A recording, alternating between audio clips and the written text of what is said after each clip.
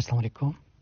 3 اہم ایشوز ہے جو میں سمجھتا ہوں کہ ضروری ہے کہ میں اپنا موقف اس پہ دوں، اور اس میں کوئی شک نہیں ہے کہ آپ سب مجھ سے زیادہ سمجھدار بھی ہے، ذہین بھی ہے، تجربہ کار بھی ہے، اور گراؤنڈ پر بھی آپ سب موجود ہے اور آپ کی قربانیوں میں بھی کوئی شک نہیں. لیکن چونکہ بہت اہم ہے اور غیر ضروری بحث میں الجھایا جا رہا ہے لوگوں کو، اس لیے اپنا نشانہ درست کرنے کے لیے اور اپنا اصل مقصد کی طرف فوکس کرنے کے لیے میں مشکل ترین حالات میں بھی میں نے ارادہ کیا کہ ان تینوں پر میں اپنے کارکن اور سب کے ساتھ اپنا موقف شیئر کروں. پہلا جو ایشو ہے وہ سوشل میڈیا کے حوالے سے. ملک میں جس بھی تباہی کا آپ ذکر کرو، جب بھی سوال اٹھاؤ تو جواب ملتا ہے کہ P T I social media. P T I social media نے آخر میں ایسا کیا کیا ہے کہ کچھ بھی ہو جائے تو بحث کیا ہوتی ہے کہ پی ٹی آئی کا سوشل میڈیا. اب ذرا حالیہ واقعات کو ایک ایک کر کے دیکھ لیتے ہیں کہ روز شہادتیں ہو رہی ہے، دھماکہ ہوتا ہے. اپنی ناکامی کا، انٹیلیجنس فیلیور کا جواب دینے کے بجائے ذمہ داری کس پہ ڈالی جاتی ہے؟ D G I S P R صاحب آتے ہیں اور بیان دیتے ہیں کہ P T I social media. اب کیا جبران الیاس جو ہے وہ ڈی جی آئی ایسا ہی لگا ہوا ہے؟ آپ یہ سوال کیوں نہیں کرتے؟ سرحد پر نمبر 2 سرحد پر اربوں روپے کا بڑ لگا ہوا تھا. ہم بتاتے رہے کہ دہشت گرد آ رہے ہیں، پھر ہم نے خود ان کو واپس بھی نکالا عوامی طاقت سے. آئی ایس پی آر اس کو اس وقت پروپیگنڈا قرار دیتا تھا، لیکن اب جب دہشت گردی کی لہر واپس آ گئی ہے تو مجرم کون؟ P T I social media. Balochistan میں آپ نے دیکھا کہ ہم بارہا خبردار کرتے رہے، وارن کرتے رہے کہ آپ کی پالیسی غلط ہے، سوال اٹھاتے رہے، لیکن حالات بے قابو ہو گئے تو الزام کس پر؟ P T I social media پر.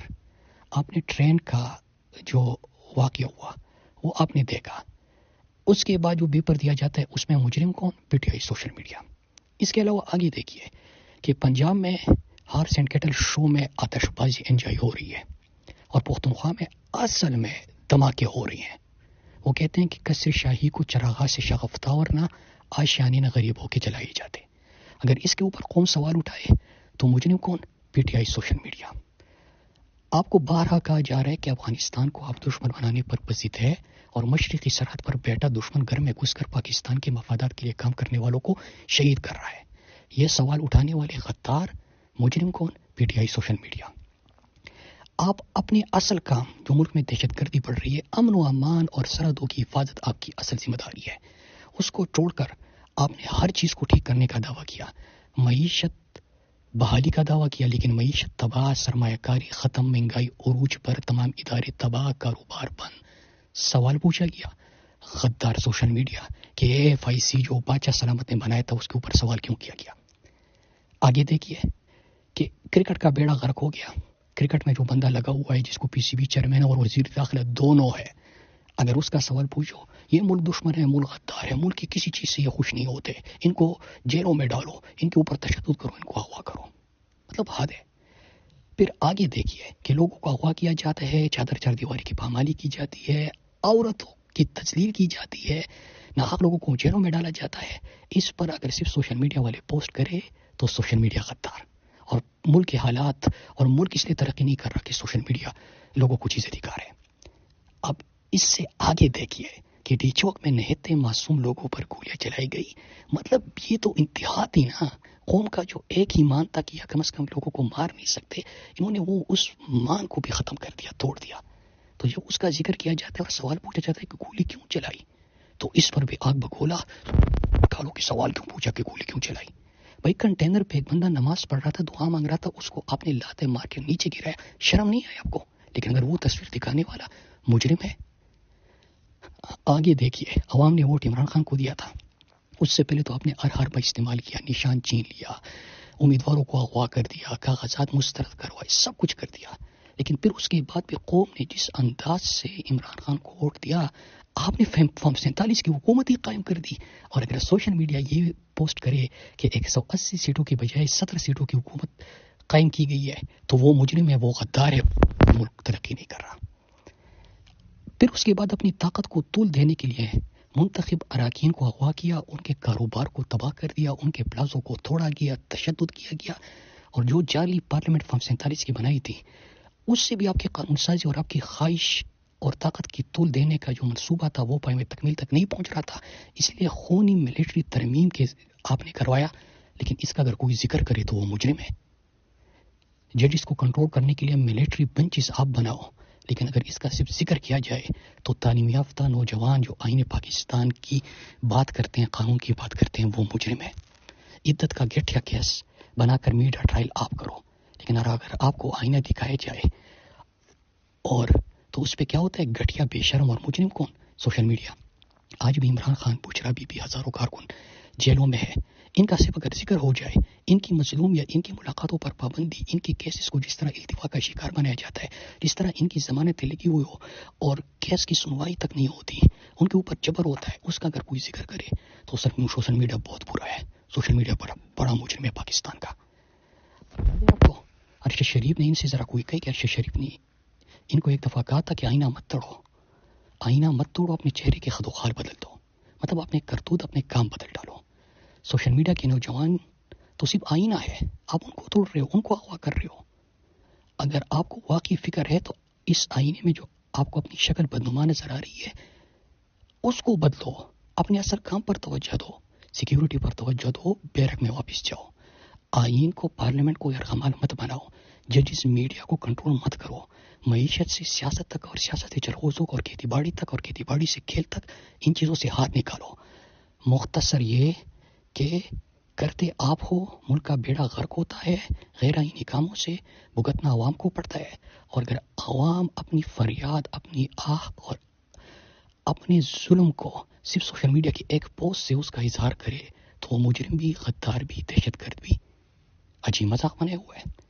اب میں آتا ہوں پی ٹی آئی کے ترجمان اور قیادت، جن کے ہمیشہ غیر ضروری سوال پوچھ کے ان کی توجہ بدلی جاتی ہے، کہ آپ اس پیچ پہ مت کھیلو، کیونکہ قوم جانتی ہے، سوشل میڈیا جانتا ہے کہ عمران خان کے گریبان میں ہاتھ کس نے ڈالا، عمران خان کا گھر کس نے توڑا، عمران خان کو ناحق جیل میں کس نے ڈالا، عمران خان کے اوپر گولیاں کس نے چلائی، ہمارا مینڈیٹ کس نے چرایا، ہمارا نشان کس نے چرایا، چینا، ہمارے لوگوں کو اغوا کس نے کیا، ہمارے لوگوں کے اوپر سامنے سے گولیاں کس نے چلائی۔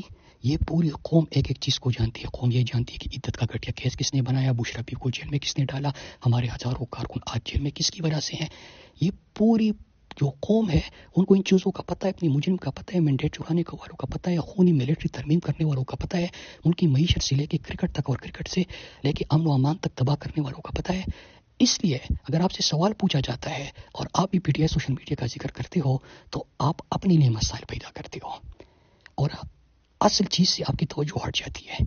یہ سوشل میڈیا کا پیچھے ہے، یہ بہت تیز ہے، ان کو اپنا کام کرنے دو، اور آپ کی پیچھے پارلیمنٹ میں آواز اٹھانا، احتجاج کرنا، عمران خان کے کیسز کو پرسو کرنا۔ آپ وہ کرو گے، آپ کو کوئی گلہ نہیں آئے گا سوشل میڈیا سے۔ آپ ایک پریس کانفرنس کرو روزانہ کی بنیاد پہ، سوشل میڈیا اس کو ہائی لائٹ کرے گا۔ آپ پارلیمنٹ میں تقریر کرو اصل ایشوز کے اوپر، سوشل میڈیا اس کو ہائی لائٹ کرے گا۔ آپ اصل مجرموں کی نشاندہی کرو، سوشل میڈیا اس کو ہائی لائٹ کرے گا۔ لیکن یہ آپ کو اپنی سوشل میڈیا سے لڑاتا ہے، اور آپ کا کوئی بھی بیان اگر غیر ضروری رہتا ہے یا کہیں پہ جو ہم سنتے ہیں، میرے پاس تو ڈیٹیلز نہیں ہے، لیکن میں جو بحث سنتا ہوں کہ اگر پی ٹی آئی آفیشیل جو ہے یا عمران خان کے اکاؤنٹ قیادت کو دیا جائے تو ایک تو قوم کی نظر میں آپ کو کنٹروورشل بنایا جاتا ہے، اور دوسرا اگر یہ ہو بھی جائے، یہ تو ممکن ہی نہیں ہے نا، لیکن چلو ایک سیکنڈ کے لیے مان لیتے کہ ہو جائے، تو یہ بھی یاد رکھیے گا کتنے لوگ تھے جو دعویٰ کرتے تھے کہ عمران خان کو ہم نے لیڈر بنایا، عمران خان کی مقبولیت ہماری وجہ سے ہے، عمران خان کو الیکشن ہم نے جتوایا، عمران خان کا بیانیہ میں کنٹرول کرتا ہوں، عمران خان کے لیے بیانیہ میں بناتا ہوں، میری وجہ سے پی ٹی آئی مقبول ہے، میں عمران خان کو حکومت بنا کے دیتا ہوں۔